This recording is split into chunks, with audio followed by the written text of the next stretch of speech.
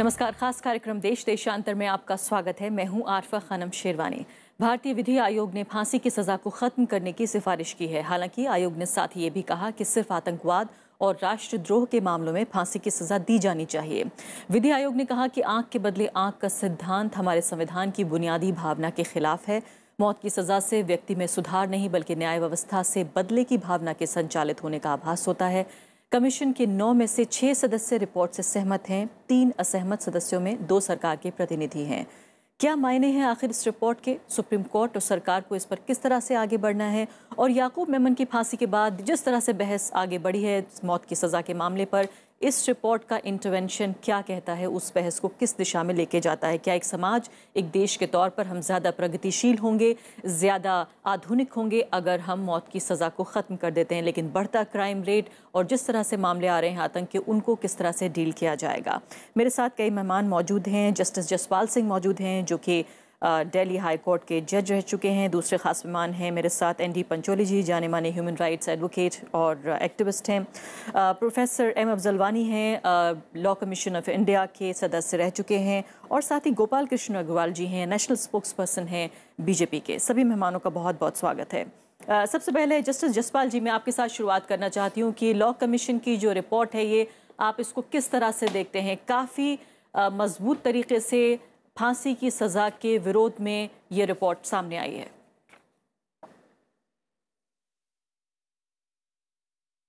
देखिए, जो रिकमेंडेशन है उसकी बेसिक जो अप्रोच है वो ये है कि रेट्रीब्यूशन नहीं होनी चाहिए और आई फॉर एन आई, वो जो रेक्स टेलियोनिस का प्रिंसिपल था, उसको लॉ कमीशन ने रिजेक्ट किया है। लेकिन एक तरफ तो उन्होंने ये कहा कि नहीं साहब, ये डेथ पेनल्टी नहीं होनी चाहिए। दूसरी तरफ वही प्रिंसिपल ऑफ लेक्स टेलियोनिस या eye for an eye, tooth for tooth, उसको उन्होंने अप्लाई कर दिया with regard to certain categories, जैसे कि टेररिस्ट का कहा है उन्होंने। तो अगर आप एक प्रिंसिपल एक्सेप्ट करते हैं कि रेट्रीब्यूशन नहीं होनी चाहिए, तो फिर ये एक्सेप्शन समझ में नहीं आती जी। आप कहिए कि we don't agree with that penalty, और अगर ये प्रिंसिपल को आप ख़त्म कर रहे हैं तो फिर अप्लाई कीजिए सबको। लेकिन इसको जो अपोज किया है वो ये कहा है कि सब प्रिंसिपल ऑफ डेटरेंस तो होना ही चाहिए और क्राइम कैसे कम होगा। तो उसका जवाब तो सीधा है कि डेथ पेनल्टी आज तक चली आ रही है तो कितने क्राइम कम हो गया, कितनी मर्डर्स नहीं हो रहे। तो ये जो प्रिंसिपल है रेट्रीब्यूशन का, it has actually not succeeded. बिल्कुल। यानी कि एक मेंबर ने ये कहा है कि हाँ जी बोलिए। मैं दूसरी तरफ एक मेंबर ने ये कहा है कि साहब ये डेथ पेनल्टी तो होनी चाहिए क्योंकि इनोसेंट विक्टिम्स के मामले में इसको ज़रूर अप्लाई करना चाहिए। तो बात यह है कि 1980 में बच्चन सिंह की जजमेंट आई थी जिसमें उन्होंने कहा कि रेयरेस्ट ऑफ रेयर केसेस में डेथ होनी चाहिए। तो आज तक इतने बरस हो गए, आज तक किसी को समझ नहीं आया कि वो रेयरेस्ट ऑफ रेयर केसेस क्या चीज़ है, होता क्या है। हर जजमेंट अपना राग अलाप रही है। तो एक और प्रिंसिपल हो गया कि इनोसेंट विक्टिम। अब वो इनोसेंट कौन है? विक्टिम तो समझ में आती है, लेकिन इनोसेंट कौन है? इसमें एक और डिबेट जारी हो जाएगी कि साहब विक्टिम इनोसेंट था कि नहीं था। अब अगर इंग्लिश की टर्म दी जाए इनोसेंट, तो ये तो एडजेक्टिव है। तो ये जो राग नए नए अलापे जा रहे हैं जी, तो उससे तो कंफ्यूजन और होगा। बिल्कुल। अब कई जजेस सुप्रीम कोर्ट में कहा है कि साहब बताओ तो सही, ये रेयरेस्ट ऑफ रेयर केसेस होते क्या हैं? अभी तक जजेस को ही नहीं समझ आ रही। तो एक नया प्रिंसिपल आप ला रहे हैं कि इनोसेंट विक्टिम्स को ध्यान में रखा जाए। बिल्कुल, मैं वापस तो आती हूँ जस्टिस जसपाल जी, मैं वापस आती हूँ। मेरे पास रेट्रीब्यूशन स्टूडियो में आप कई पैनलिस्ट बैठे हैं, उनकी राय लेती हूँ, फिर आपकी प्रतिक्रिया उस पर लूंगी। गोपाल कृष्ण अग्रवाल जी, आपके ऊपर आने का नंबर है, ये बताइए पहले तो आपकी प्रतिक्रिया जो जस्टिस जसपाल कह रहे हैं, और खासकर उन्होंने जो रेयरेस्ट ऑफ रेयर के ऊपर जो सवाल उठाया है, यहाँ भी सवाल ये उठ रहा है कि ये पूरी ये डॉक्ट्रिन भी जो है रेयरेस्ट ऑफ रेयर की, ये भी दरअसल कॉन्स्टिट्यूशन सस्टेनेबल है, ऐसा कहना है रिपोर्ट का, कि इसको भी हम कहीं ना कहीं सपोर्ट नहीं कर पा रहे हैं, अगर संविधान के दायरे में देखने की कोशिश करें। अभी जस्टिस जसपाल ये भी कह रहे हैं कि वाकई जो पिछला हमारे पास जजमेंट है जिसमें रेयरेस्ट ऑफ रेयर की बात आई है सामने, वो भी किसके लिए रेयरेस्ट ऑफ रेयर है ये देखना भी मुश्किल है। देखिए, एक तरीके से ये बात तो जो जस्टिस जसपाल ने भी कही है कि रेयरेस्ट ऑफ रेयर केस को डेफिनेशन कोई कॉन्स्टिट्यूशनल है नहीं, और यहाँ भी आप कमीशन की रिपोर्ट भी देखेंगे तो इन्होंने भी कह दिया कि आप टेररिज्म और एंटी नेशनल एक्टिविटी या एंटी गवर्नमेंट एक्टिविटी पे आप दे सकते हैं। तो कहीं ना कहीं यह कन्फ्यूजन उन्होंने जो कहा है, कमीशन ने भी कहा है कि ये जो रिपोर्ट है this is for advisory only and it is for discussion in public debate and government to look into it. और यह डिबेट तो आज हमारे देश में नहीं पूरे विश्व में चल रहा है। लेकिन सरकार की क्या राय है इस रिपोर्ट के ऊपर? क्योंकि सरकार ने तो मेरे ख्याल से अपनी राय दो प्रतिनिधि जो इसमें शामिल थे, दोनों ने असहमति जताई है।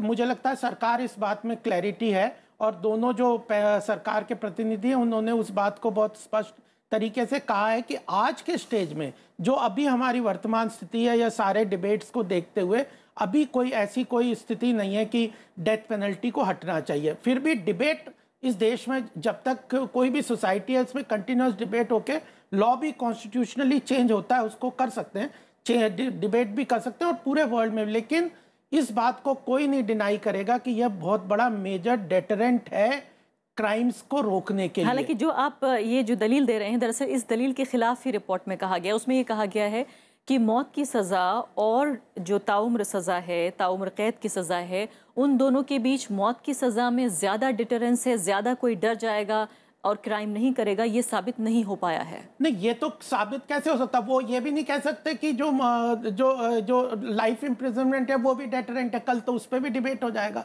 क्योंकि आज हमारे पिछले 60 साल में 50 फांसी की सजाएं हुई हैं। Statistically rarest of rare cases में हमारे यहाँ कॉन्स्टिट्यूशनली बहुत प्रोविजंस हैं।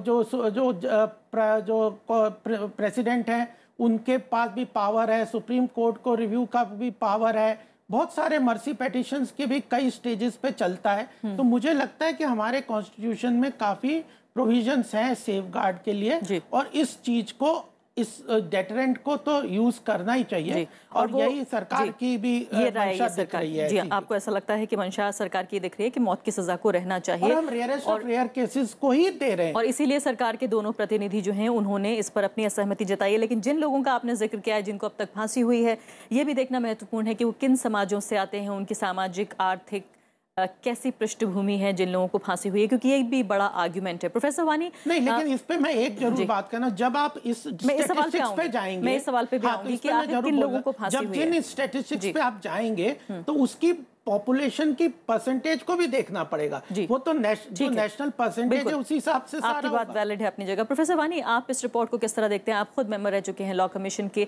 किस तरह से डेलिब्रेशंस होते हैं, कैसे एक कंक्लूजन पे रिपोर्ट आती है? ये जो प्रेजेंट रिपोर्ट आई है ये एक कंटिन्यूएशन है एक डिबेट की, जो कई दहाइयों से चल रही है डिबेट, और ये एक फॉर्मल वर्शन है इनका। इसमें कोई नया आर्गुमेंट नहीं है, कई नई बात भी नहीं है। इसमें वही एक कंपाइलेशन है जो पहले वाली बातों का है। इसमें जो ख़ास मुद्दे हैं कि क्या हमारी सोसाइटी अब प्रिपेयर्ड है इसके लिए कि डेथ पेनल्टी को ख़त्म किया जाए। इसमें जो है कि इस रिपोर्ट में एक कदम लिया गया है इस तरफ कि एक दो किस्म के ऑफेंसेस को छोड़ के हमें डेथ पेनल्टी को ख़त्म करना चाहिए, यानी कि उन लोगों को मजबूत करेगा, उस आर्गुमेंट को मजबूत करेगा जो डेथ पेनल्टी के खिलाफ जाता है। ये असल में क्या है कि जो ओवरऑल पूरे विश्व में जो डिबेट चल रहा है और कई कंट्रीज़ में इसके तरफ और आगे बढ़े हैं लोग, कि हम सोसाइटी का इस तरह से वेट नहीं कर सकते हैं कि पहले हम पूरा कंफर्म कर लें 1 to 1 कि अब यहाँ हम बदल गए हैं और अब डेथ पेनल्टी की ज़रूरत नहीं रही है। लेकिन ओवरऑल जो माइंड है, थॉट प्रोसेस जो है वो अब इंटरनेशनल लेवल पे आ रहा है, एक ग्लोबल हार्मोनिक सोसाइटी की तरफ आ रहा है। और जो ग्लोबलाइजेशन का इम्पैक्ट है कि हम उस लेवल पे आने जा रहे हैं, और ह्यूमन राइट्स के जो स्टैंडर्ड्स हैं इंटरनेशनल लेवल पे, उसकी तरफ आके कमीशन ने ये कदम लिया है कि other than this and this offence हमें जो है इसको एबॉलिश करना चाहिए। लेकिन जस्टिस जसपाल ये कह रहे हैं कि जिस प्रिंसिपल को अपनाया गया बाकी मामलों में, उसी प्रिंसिपल अब जो है इसमें मेरी राय ये है कि जो ये डिस्टिंक्शन किया है ये सही नहीं है, क्योंकि रिफॉर्मेशन का जो एलिमेंट है, कोई ये नहीं कह सकता है कि यहाँ पे रिफॉर्मेशन नहीं हो सकता है, बल्कि इस एरिया के जो विक्टिम, इसमें जो एक्यूज्ड लोग हैं, उनमें ज़्यादा रिफॉर्मेशन के चांसेस होते हैं, क्योंकि वो जनरली खुद नहीं होते हैं कल्प्रिट्स, वो इन्वॉल्वड होते हैं, क्योंकि वहाँ बड़ी बड़ी जो है ये ऑर्गेनाइज्ड ऑफेंसेस होते हैं।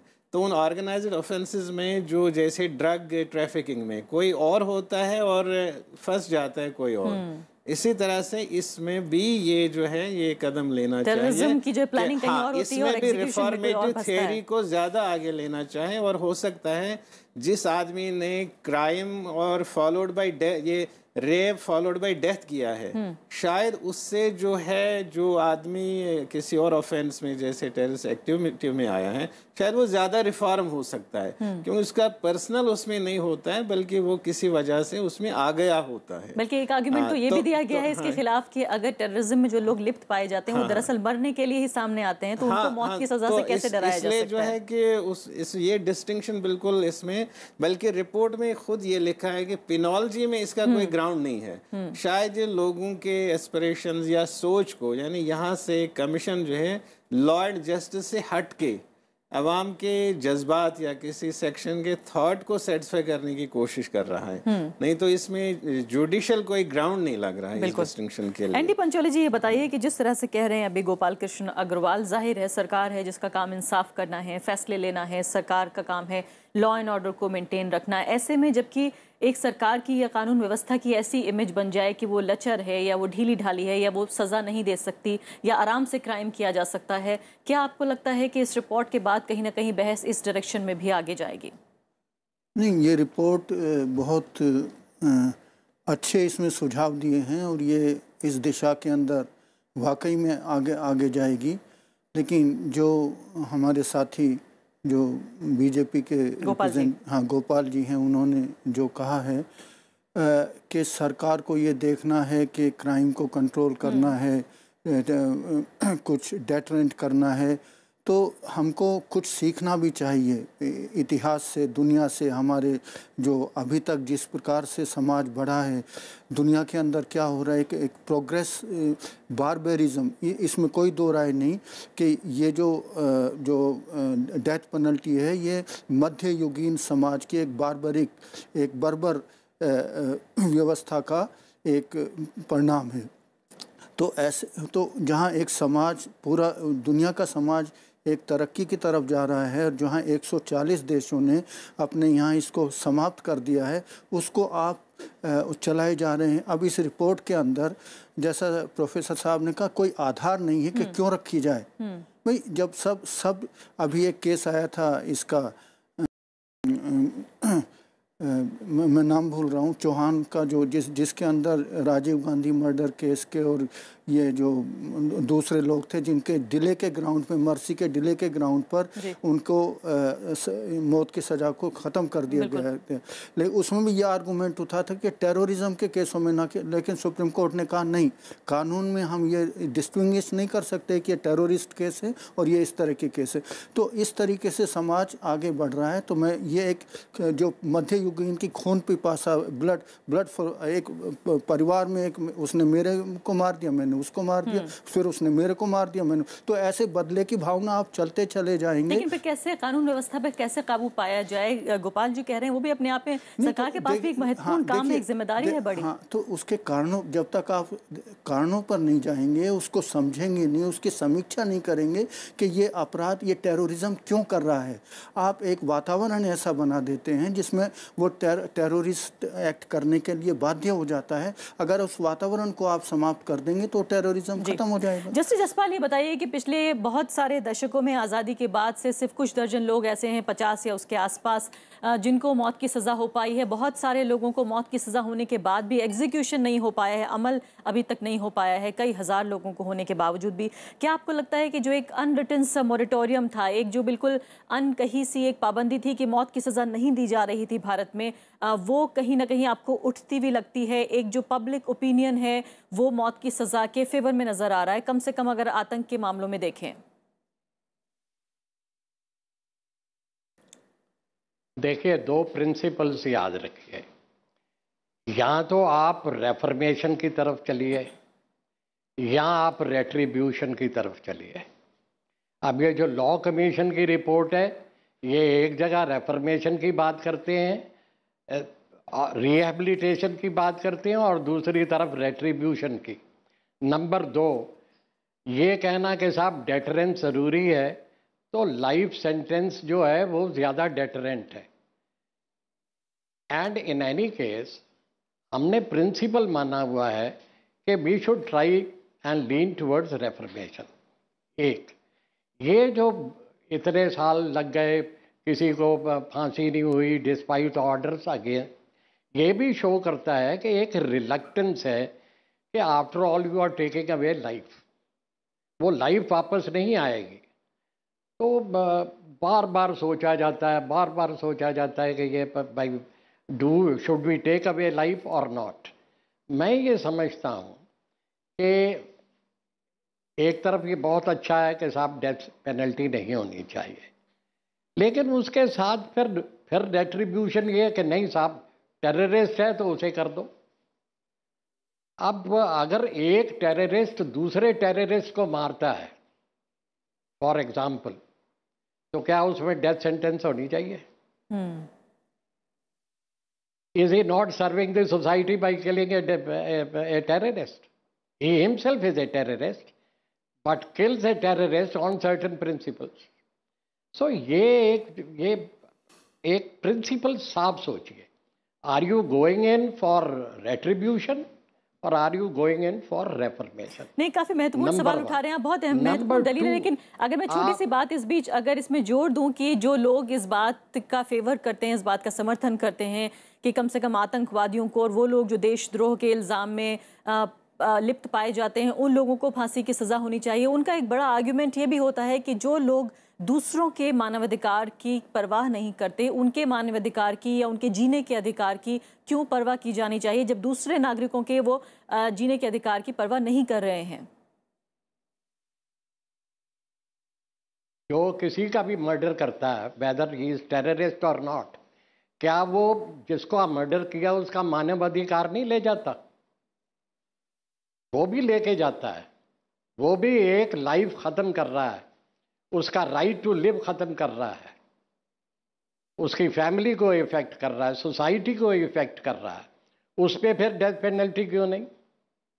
मानव अधिकार ठीक है, हम यही कह रहे हैं कि टेररिस्ट को आप अगर अलग से लेके जा रहे हैं, you are catering to public opinion. Pure law जो है वो स्टैग्नेट नहीं करता। अगर लॉ को आप स्टैग्नेट करन देंगे तो सोसाइटी भी सफ़र करेगी, लॉ भी सफ़र करेगा। You have to evolve and you have to change with the changing times. बिल्कुल। सो आज की तारीख में हमने ये देख लिया है कि प्रिंसिपल ऑफ डेटरेंस कामयाब नहीं हुआ है। जस्टिस जसपाल, ये बताइए कि लॉ कमीशन की पहली सिफारिश जो कई दशकों पहले आई और अब में जो फर्क है, पहले रिटेन करने की बात कही गई, पहले कहा गया कि हाँ डेथ पेनल्टी होनी चाहिए और अब ये कहा जा रहा है कि इन मामलों के अलावा नहीं होनी चाहिए, तो क्या एक समाज के तौर पर हम प्रगति कर गए हैं? क्या आपको लगता है कि पब्लिक ओपिनियन इस फेवर में जा रहा है? क्योंकि कहीं ना कहीं ये फैसला तो संसद में ही होगा, जनता की अदालत में ही होगा कि मौत की सज़ा ख़त्म होनी चाहिए या नहीं। बुनियाद आखिर क्या हो, कैसे ये तय हो?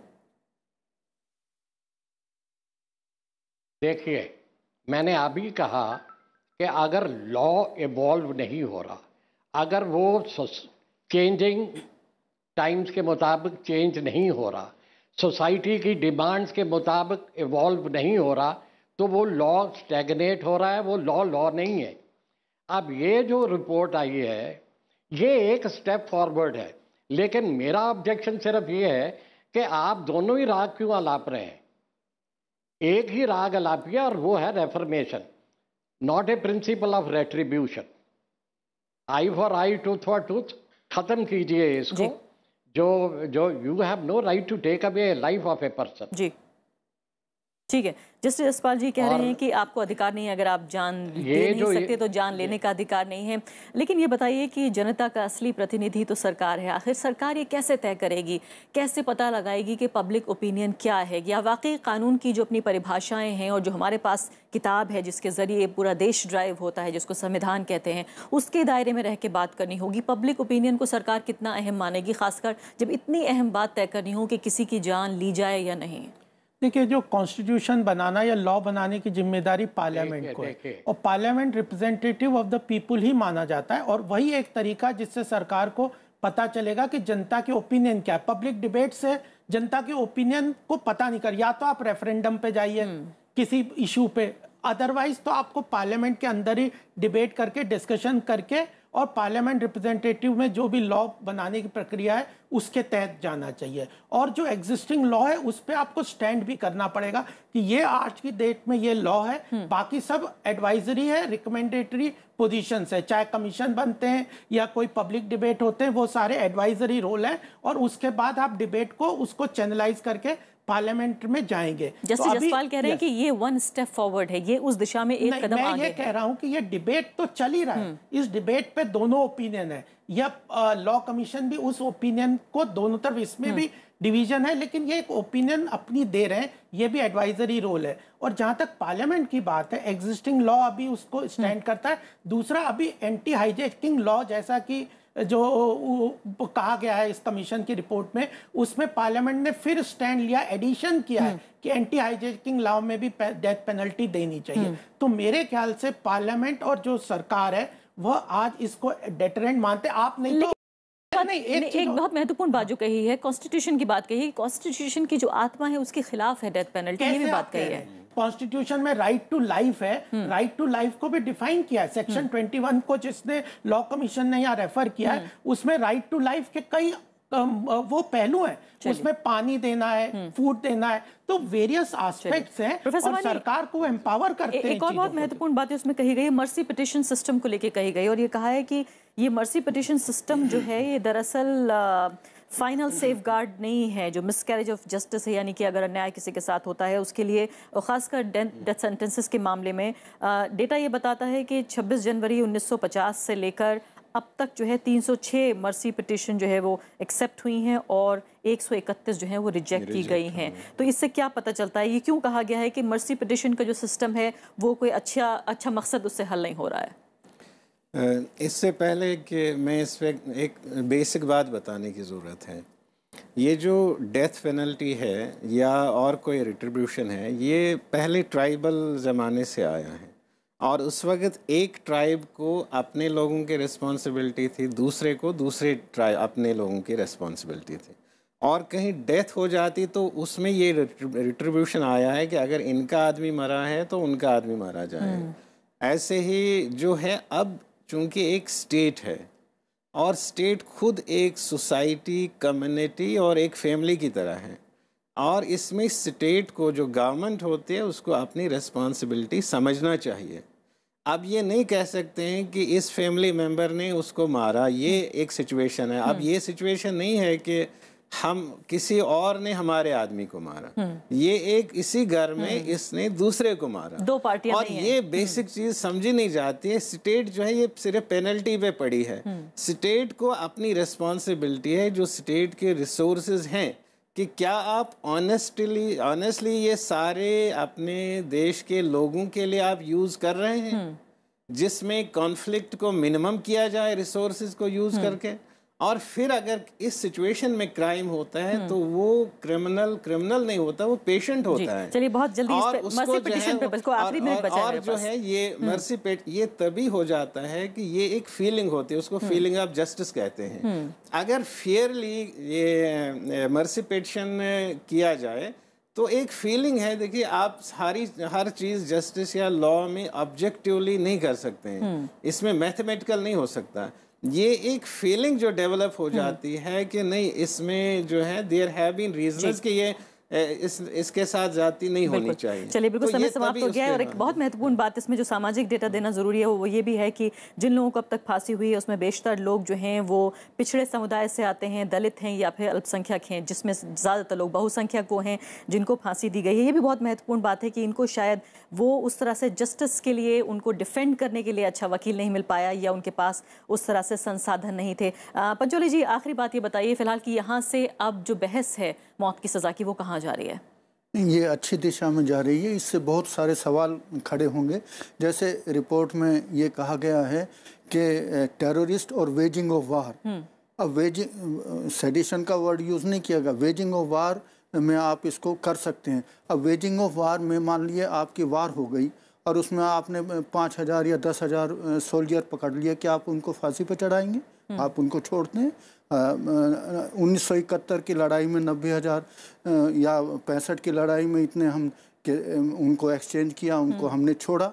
तो वेजिंग ऑफ वार का ये क्या शायद टर्मिनोलॉजी इस्तेमाल की है कि एक आदमी जो waging of war against the country, अपने देश के खिलाफ जो आदमी जंग लड़ रहा है, तो उससे सिक्योरिटी, वो कहते हैं कि देश की सिक्योरिटी के लिए ये आवश्यक है। तो क्या 2-3 लोगों को मार देने से क्या आपके या उनको छोड़ देने से आपकी सिक्योरिटी, क्या हमारा देश इतना कमज़ोर है?